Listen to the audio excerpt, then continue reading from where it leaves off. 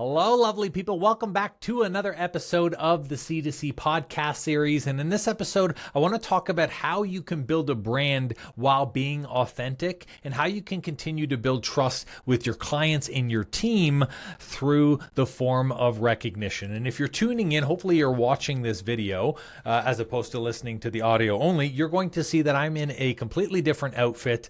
Usually when it comes to networking, I'm kind of the guy who dresses up anyways, but for networking, I like to go to the nines. I really love wearing suits. So this is effectively my networking attire. And inside of this coat pocket right here, or this jacket pocket, I should say, is a rose. And the rose is real. And it's where this conversation is going to start off with this podcast, because there are a lot of people who are losing the opportunity to build a meaningful business, one that you're connected with and one that clients and team members build trust with quickly, simply because they're not really recognizing any of the people around them. And they're not being authentic, which prevents trust from being built. And I want to address both of those things, starting with, of course, the recognition. And this is where this very lovely rose in this story comes from. Every single week, I do something that is called core values inside of the networking group. And core values is a 3 to 4 minute segment where effectively I go in and I share a lesson. And when I was thinking about what is the core value that I want to focus on today, one of the core values that we have in our group is called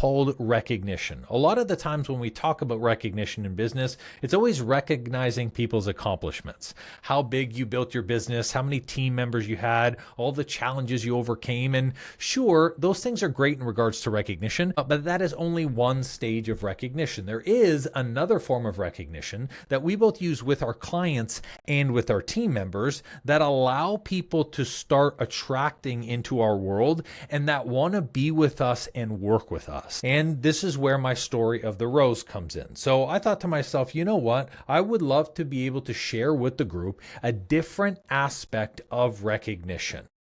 The flower is a very great example of this, in which case most people are very rarely given flowers. Usually it's something that comes from a form of an obligation rather than comes from a form of spontaneity. People don't really just go and buy you flowers for no reason. There's always a reason that makes people go out and buy something. So I decided to use this flower, the very rose, and 50 others like it, because there was 50 people in the room, to be able to showcase this core value here of recognition. And so I bought the roses, I laid them out in front of the entire group, and everyone came in and they were like, well, actually one of the gentlemen was really funny. He was like, well, roses on sale because they're not cheap. And I was like, no, I didn't get them because roses were on sale. I got them because I wanted to illustrate and prove a point. And this is the point that I'm going to share with you guys. So I first started with the ladies that were in the room and I asked them when they typically receive roses. And what I received was Valentine's Day, birthday, anniversary. And I also threw in sometimes when your partner is not doing so hot with you and they're trying to make you, put a good play in the books with you. And they may even just give you like even more flowers than just a single bouquet. And the reason why I brought that up is there were a lot of people, a lot of team members, a lot of clients that you have, as well as a lot of partnerships that you've brokered with other companies that all experiencing your service and they're all experiencing the way that you're operating through a specific lens. We don't often take a look and say, what is the lens that my teammate is experiencing this through? What is the lens that my client is seeing me through? What is the lens that my team is seeing this through? And the lenses exist in everywhere. It could be a lens of doubt, could be a lens of frustration, could be a lens of hope, could be a lens of being a self-leader. There are tons of different lenses that people can see life. And so I wanted to give the example of a very specific lens. The majority of those women who shared, those were all things in which the expectation was to receive something. On my birthday, on Valentine's Day, because I'm mad at you, an anniversary. Those are all things in which you would accept something anyways. But I posed the question, how many of you have been given flowers like this one, just out of a spontaneous gesture? Someone just came home and had flowers for you. And no surprise, very few women have ever received flowers like that. So this is where we look at recognition in the form of obligation. Now, when it comes to the teammates around you or your team, a lot of the times we do things for them because that's just kind of the way it goes. Like every year you're going to give them a 2% raise because you're like, well, I'm kind of obligated to do so. Every time a salesperson gets a specific quarter in the business or signs up so many people, you give them the bonus because, well, you're kind of obligated to. And it's always the bare minimum, and it's always something that you're like, I have to do this. It's never anything where it's like, let me go above and beyond and show a team member that I value them more than just the obligation. And so what happens for a lot of team members and a lot of companies that I go into is they treat their team like, well, this is their job. They're just supposed to do this. So like, I don't have to go above and beyond for you. I don't have to give you the benefits package. I don't have to give you a raise. I don't have to give you the commission. And it's like, true, you don't necessarily have to, but my question is, why don't you want to? Like, just like I saw a beautiful opportunity to give everyone in the room flowers just because I loved the idea and I thought it would be fantastic, why aren't you this spontaneous with your team? And when it comes to your clients, a lot of times when we sign clients on, there's a huge experience up front. We wow them with our onboarding process. We wow them with the sales process. We wow them in our content. And then all of a sudden, once they sign up as our client, it becomes a transaction. We're like, well, I only have to have 10 appointments with them, so it's going to be exactly 10 appointments. And every other Tuesday, they have to get their client plans changed, or we only bill this much amount of time. And there's no extra, there's no above and beyond. Rarely do clinicians or practitioners give client gifts. And when it comes to even doing something as simple as celebrating these people, the only thing that your clients will get normally in a health practice or a health coaching company, these clients receive a birthday email. That's literally it. It's like, hey, happy birthday. They know it's automated. You know it's automated. There's nothing genuine that's there. Now, you could argue, well, I don't have to do anything extra. That's true. You don't. But this is the difference between you keeping a client long-term and a client leaving your world. You should want to go above and beyond for all of your clients, just like you should want to go above and beyond for your team. So here's a great example of this. It was like a delayed Christmas present because the custom gifts took longer than I thought. But I went and I was going through all of our clients inside of C2C, and I said, I don't just want to get them a gift. I don't want to get them a coffee mug. I don't want to get them a t-shirt that has my logo on it. I want to get them something that they're going to use. One of my clients loves to travel. So I went and I created a custom luggage that put their brand on that luggage so that way they could go and travel with. One of my clients does a lot of work standing up. So I went and I created a custom mat for him to stand on so that way he could massage his feet because it's going to make his life easier. And when they received the gift, they were like, wow, this is something that's really different. I'm incredibly grateful for this. And yes, it took time. Yes, it took energy. And yes, it took money. But what do you think my retention numbers are like? Even when it came to me doing hormone coaching, when we were serving 4,400 clients, our average LTV for a client, the length of time that a client stayed, was 2.5 years. 2.5 years is double the industry standard inside of health programs, period. Whether you're a physiotherapist or you're just a fitness coach, the reality is most people only stay 4 to 8 months. And the question is, how are you going above and beyond? Or are you just bare bones delivering the service? And it's the same thing with a team member. One of the complaints and the challenges that I'm seeing in a lot of the practitioners and businesses that I work with is they're like, I can't keep good people.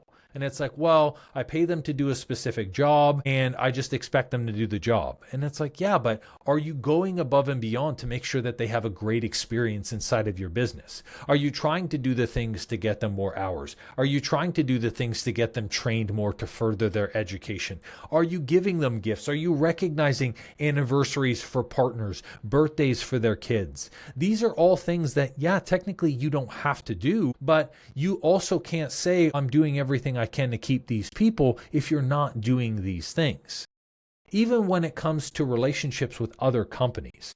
One of the greatest ways for you to be able to build your practice and build your health coaching company is to build relationships with other practitioners. They're going to be your number one referral source. When I was hormone coaching, I had a chiropractor I referred to, had a physiotherapist I referred to, I had a dietitian that I referred to for some specific things. I was working with a personal trainer that I funneled clients to. All of those things connected together, and they also funneled clients back to me. So I didn't just cut them a referral bonus and then never spoke to them.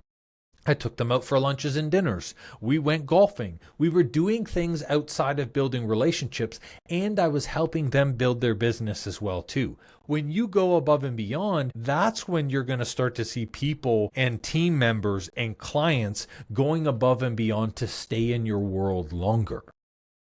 But how often do we do that? How often are we willing to do something simple as give people a rose, not out of obligation, but because you want to? And this leads to the second question. This is where, the second opportunity, I should say, to see a different lens. This is where I turned to all of the men in the room and I said, hey guys, do you know when the average amount, and this is 82% of men, what is the average time that they receive a flower for the first time? And they're like, I don't know. The answer is their funeral. 82% of men receive their first flower on their funeral.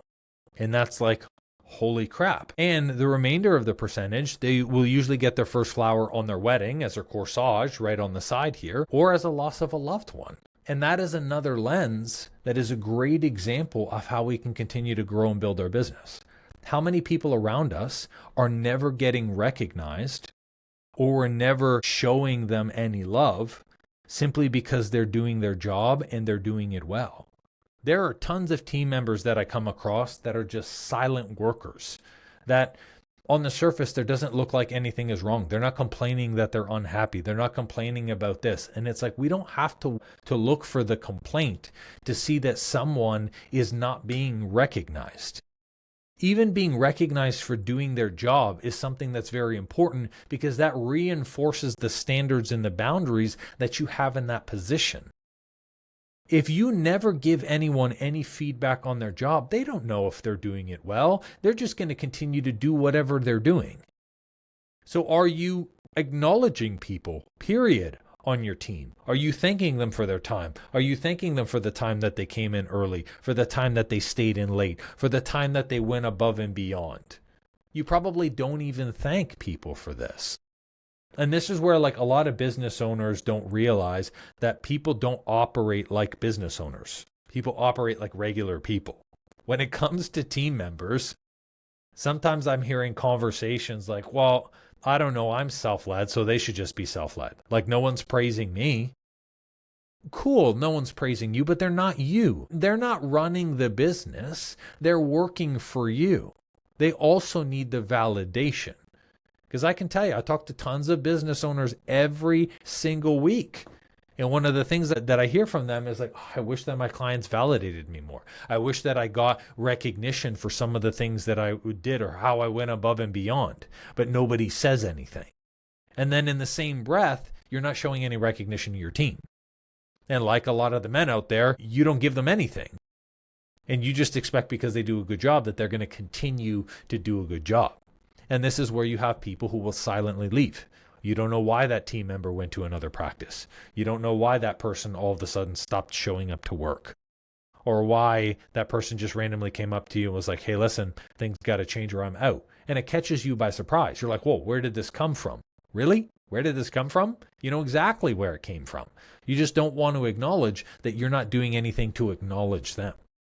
Now, when it comes to clients, there are so many clients that are working very hard on their health, on their nutrition, on their exercise. They're doing whatever they can. They've been working with you for a very long time, and it's so much more than just giving them a gift. Have you ever given them a random call just to check in and see how they're doing? Have you ever asked them about their family and their friends? Have you created community events, retreats, client gatherings where they can build relationships with the community? Do you even have a community inside of your practice? Or is your sole focus just generating money? And here's what I find. When I take a look at all the clients inside of a C2C, the ones who have the highest income, the ones who make the most recurring revenue and who keep clients the longest, they focus on the client experience first. Yes, money is important. You have to have the right price points, the right profit margins, because you have to be able to afford to do this stuff. Like, I don't create client gifts for free. But that being said, it's like you have to make sure that the client experience is something worth staying in, worth being celebrated for. Are you posting client wins? Are you celebrating people via email and you're sending it out to your community? Are you giving the opportunity to put some time blocks in your day where you can call a couple of clients and say, hey, listen, you're not in trouble. I just wanted to call and see how you were doing, see how your health was, like make sure that you're on the right track. How's your family doing? And even if it's a 4 or 5 minute conversation, a couple of times a week, that hour block once a week is going to have this person stay in your world. But how in touch are you with these people? And it doesn't have to be you doing this. It could be the clinicians working with them. It could be the coaches working with them. It could be your admin staff. But you want to build a relationship with these people. And it's the same thing when it comes to building a community. If there's no community there and people don't really know if they're doing well or not doing well, then there's no reason for them to stay. And if there's no reason for them to stay, why would they? Now, when it comes to partnerships and relationships, I can't tell you how many partnerships I ended where I was reciprocating business. I was giving, 6 clients, 7 clients, 8 clients, and they were doing a great job, but I got no feedback, no communication on those client results. I had no understanding where my client was in the journey, and so I stopped referring to them. Not because they were bad practitioners, but because I wasn't getting any feedback. I don't know if these are the right people for you. I don't know if I'm sending people that you like or don't like. And there's also no, hey, thank you, I really appreciate it. Something that's small goes a very long way. And even though the agreement was we would refer to each other, there's got to be more than that. Because I don't know about you, I'm not in business just to make a bunch of money and then be lonely and be busy and be stressed out. No, I'm here for the experience. There's a reason why I changed my business model to allow me to interact with people, to allow me to film videos like this. I do it because I want the human connection. And that's really what everyone is craving. It's why recognition is so important, and it's a core value in my networking group. It's because everyone wants to be validated. They want to be recognized. They want to feel seen. And just as you as a business owner wants to feel seen, your team, your clients, and your connections want that same thing. So if you're not doing that, it's going to prevent your business growth. And ultimately, this is the type of stuff that builds trust. Let me tell you how many times I've done core values now. I've been in this group for 6 months and we meet once a week. So how many core values is that? Which is insane. And it's 3 minutes at a time. But I can't tell you how much this 3 minutes. 3 times 4.3, 4.3 times 6, 25 times. 25 times I've done core values. That's 25 attempts that I have to be able to build trust with these people. And that's why I get more referrals than other people. That's why when I'm building the relationships, people say, even though I haven't worked with you personally, I trust you as a coach. And here's why they trust me. Because they know who they're getting. And this is where I want to talk about being authentic. If you want to attract high-paying clients, like-minded clients, and you want to be able to build a scalable business with a team that's reliable, you got to be authentic. The same person who runs the team has to be the same person that talks to the client, has to be the same person who's networking, and the same person at home. And I will share with you from a personal perspective, there was a time where that used to be different for me. I had a bunch of masks, just like the mask behind this mic over here, right over there that I got from Costa Rica. I had a couple of masks, figuratively speaking, that I would go and I would wear depending on what I was doing. When I was talking with my team, professional, numbers, business, serious. When I was talking with clients, everything was great. When I was talking with networking, boom, it had to be lecture style. And then what I realized is I spent an exhaustive amount of energy trying to pretend to be all of these people instead of just being who I really was. And who I really was I like doing fun stuff like this, being able to just give people flowers for the sake of giving them flowers. I like doing spontaneous client events. I like to create custom gifts. I like being expressive, and I like to speak, and I like to educate. And I also like to have people inside of my world, team members included, who continue to grow in their knowledge and expand. I want them to become better versions of themselves, just like I want my clients to grow their business. And so when I show up authentic, and I had multiple people say this to me, especially today when I was doing the flowers, people said thank you because they haven't received flowers before, which is crazy. And I will, this is like a sidebar, it almost hurts my heart when a man goes like, this is like, now I can say I got flowers before my funeral. That still blows my mind. But that's like, I digress for that. That is a whole other area of like, how many people are not fully being seen. And I could do like 5 podcast episodes just about being seen. But after they shared that with me, they're like, one thing that I love about hearing you speak and watching you work is I know the person who's in front of me is going to be the same person who's coaching my business.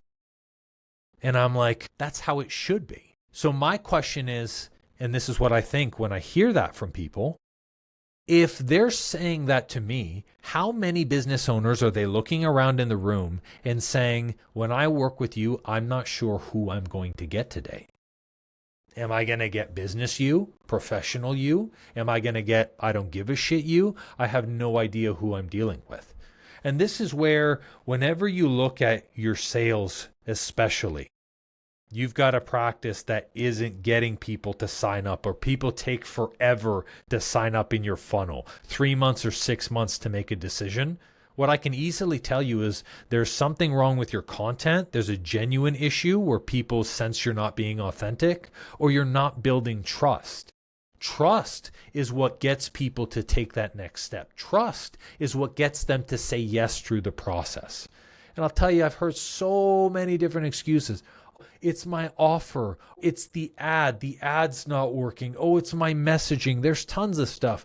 Mainly, it doesn't really matter. If someone believes in you and they believe in the service and they know it's going to work, as long as the offer is something they can afford, it's usually not the offer. It's usually not the messaging, because when you're talking about messaging, you're passionate.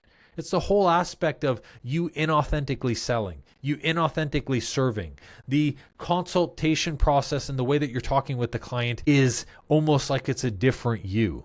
And this is especially when a lot of health practitioners are trying to sell using slide decks as opposed to using prescriptive-based method.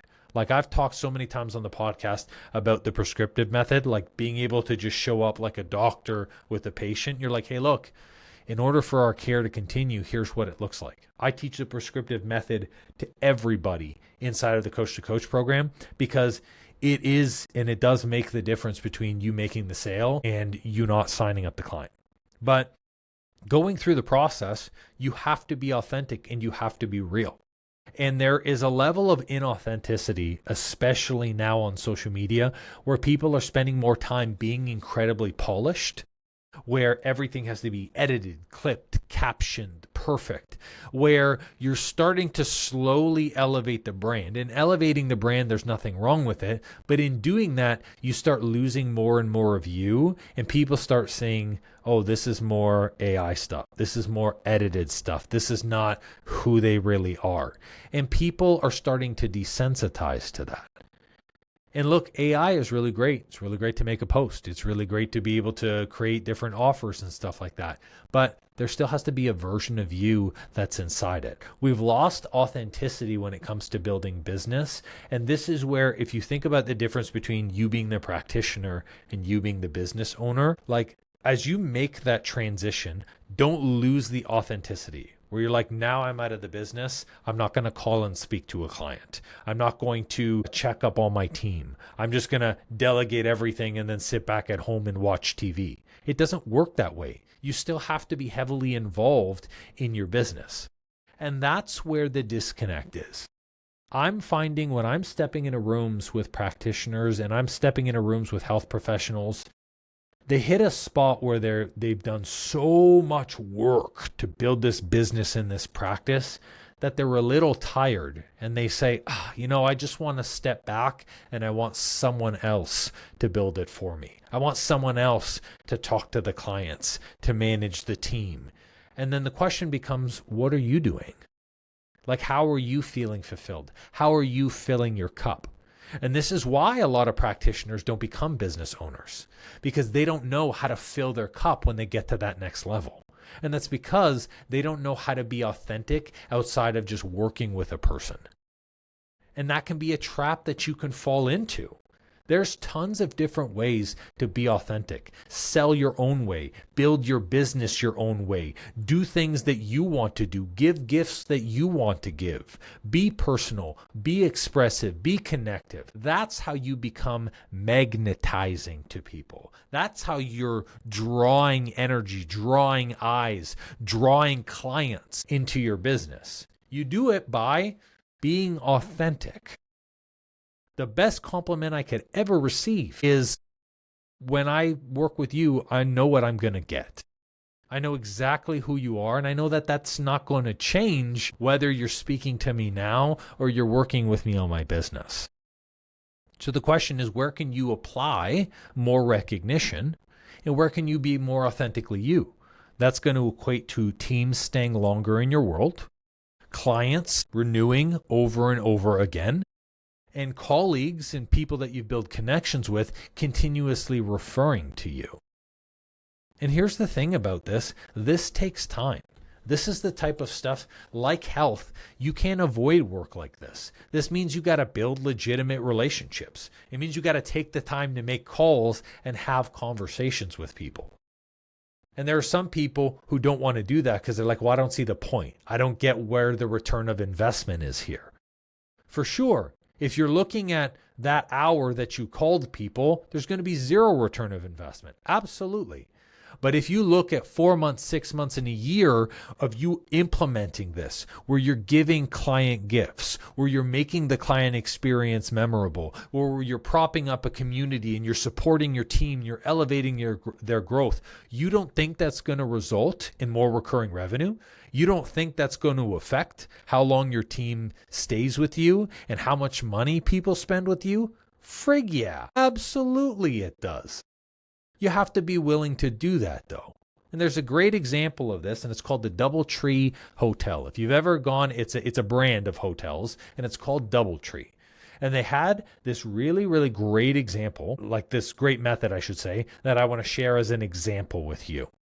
They thought to themselves, as a hotel or a franchise chain, what is going to make someone's experience incredible? And if they asked their clients, the clients would be like, I want a larger TV in my room, I want a fridge, all this other stuff. But everyone is always saying different stuff that really they don't necessarily care about. Like, I've never wanted a bigger fridge inside my hotel room. I've never really cared about the size of the TV. And like, once you have a king size bed, like there's no like quadruple king, any of this stuff. Like, you have all of those amenities. They said, we're going to do something simple. We're going to do something that no one else has done. When you check in with us, you're going to get a fresh, warm cookie right outside the oven. And it's like, what? That's random. And they even have the stove that cooks the cookies behind the desk. DoubleTree and their hotel chains serve about 75,000 cookies a day. But you know what everybody talks about when you look at the reviews? Man, this is the first time I checked into the DoubleTree. It's the first hotel that I've ever received a warm cookie fresh out of the oven. And people can't stop talking about it. And then how do you think that sets up the rest of the experience? They're already on a positive note. They gave them something that was never expected. And then the service is great. The hotel room is great. The experience is great. Everything is clean. That just brings it over the top. And it's so much more than just the bare service. Yes, the service is important. You still have to do the client sessions. You still have to deliver them results. You still have to make sure that they're getting all of their check-ins and that you're growing and scaling your membership base. For sure, 100%. But the most important thing is delivering and going above and beyond for people. And One of the questions that I got inside the networking group today was like, what made you want to do this? What made you want to do the flower? What makes you go above and beyond? Because when it comes to these core values only is 3 minutes long. And I spend about an hour and a half every single week really compiling and going through core values for 3 minutes. People go, what makes you put this amount of time in? I believe in the law of energetic exchange. I know the more positive energy, the more value that I put out there in the world, value of the C2C podcast, value of speaking, value of doing the core values, value of showing up to the networking and having a one-on-one coffee and even just giving a little bit of coaching just by learning their business and stuff. All of that is going to come back to me in some way. That energy cannot be destroyed. Right? That's actually like a law of physics, right? You cannot create or destroy energy. You're just transferring forms. So if I'm going to give and I continue to give in multiple different ways in multiple areas, of course I'm going to receive. And that's why all of my businesses have been successful. That's why I always have clients coming to me. That's why people from networking always refer, and I never have a hard time building relationships. I'm not doing anything different. I'm just treating it differently. I'm networking differently than the majority of the people network in the room. I'm doing one-on-ones and building relationships differently than the people having those meetings. I'm serving my clients inside of C2C differently than the majority of business coaches are serving their clients. When you go above and beyond and you deliver something exceptional, of course people are going to talk about it. And this is how you build recurring revenue. It's how you keep a team, and it's how you build connections. So think about this week where you can start to give some more recognition. Where can you go above and beyond? And where can you recognize people in your world who are already doing these things? It goes a long way to building your business outside of just marketing, attracting people, and fulfilling to clients. That stuff is the easy work. But the advanced business owners know that little things like this, like recognition and trust, go a lot farther than structured systems and SOPs. And guys, that is all for the episode. That's what I wanted to share with you. Thank you guys so much. One thing before we go though, and do not turn off right now. This is about the TEDx talk, okay? My TEDx talk is live, folks. Live. It is up on the TEDx channel. I'm going to be dropping it below. If you are a subscriber, if you watch these regularly, please, PLEASE, do me a favor and watch the talk in its entirety.